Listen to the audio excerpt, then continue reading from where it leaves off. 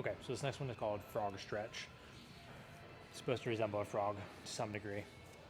Don't think it really does, but anyways, the position you're going to want to get into is you're going to try and move the knees relatively wide. All right, so we're getting an adductor stretch on both sides. It's kind of biased up towards the groin. You won't feel it so much down towards the knee like you might with an adductor rock back, but it is very good for opening up the hips for things like deep squatting.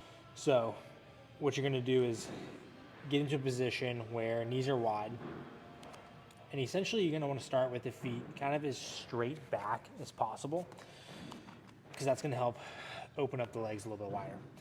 From here, you don't want to start with legs super wide, because if you do, you're going to max out your stretch from the get-go, and you're not going to be able to sink your hips down into hip flexion at all. And we want to get a little bit of hip flexion. So bring them in a little bit. So you might feel a very light stretch in this position. From here is when you start to rock the hips down towards the heels. Okay. Once here, a lot of times you might get like a little bit of a pinchy sensation on the front of your hips.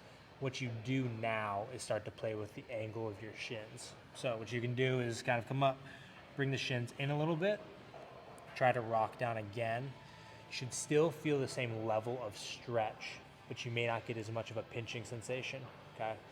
This is just different for everybody because everybody's bony anatomy in their hips is shaped a little bit differently. Some people might be able to have turned real out. That's fine. Some people might need to have toes touching each other in order to sink back down and in.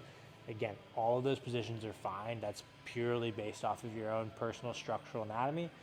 Play with positions. It should be comfortable. It shouldn't be pinching, but you should feel a very good stretch. So for me, my feet won't touch. They'll be a little bit away from each other. Sink hips down and in.